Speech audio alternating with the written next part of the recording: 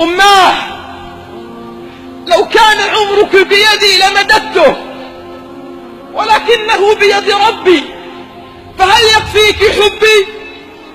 الأم هي الحب الثابت الذي لا يتغير.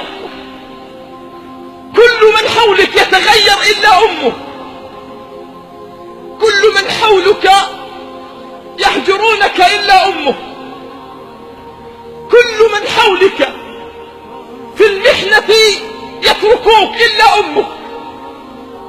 أمك التي لا يشبهها في الوجود أحد. أمك التي خلقت مرة ولا تعاد. أمك التي خلقت مرة ولا تعاد. كم سهرت لترتاح، وكم تعبت لأجل أن تنام وترتاح. أفلا تذكر يوم كنت تنام بلا غطاء فتستيقظ على غطاء؟ أولا تذكر يوم أن كنت تستيقظ في الصباح فتجد الطعام بجوارك؟ من كان يجهزه؟ قل لي بربك من كان يجهزه. أوما تذكر يوم أن كنت طفلا في المدرسة تيقظك في الصباح قد استيقظت منذ الفجر حتى لا يفوتها النوم حتى تيقظك، ثم تلبسك الملابس، ثم تغادر فلا تتركك، تظل ترقب على حافة الباب حتى تصل إلى آخر الشارع وتذهب، فلا تعرف النوم بعدها إلا إذا عبرت الشارع.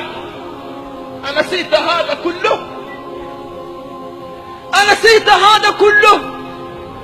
أماه، خذي من صحتي ولا تمرضي، خذي من راحتي ولا تتعبي، خذي من بسمتي ولا تبكي، خذي من فرحتي ولا تحزني.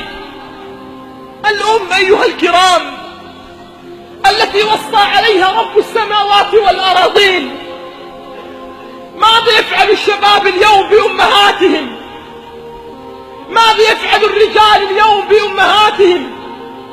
بل بعض الشباب لا يرى أمه إلا في المناسبات، يضع رأسه ووجهه إما في التلفاز وإما في هاتفه. والله بعضنا بل إن لم يكن معظمنا يرى شاشة هاتفه أكثر مما يرى أمه. يقلب الصفحات على الإنترنت أكثر مما يقلب الذكريات والبسمات بجوار أمه. بل بعضنا ينظر إلى الناس وإلى الأصدقاء وإلى الأصحاب، يتصل في وجوه الناس وزملاء العمل ولا يعرف أمه إلا إذا عاد إلى البيت يرد عليه السلام، ثم بعد ذلك لا يكلمها.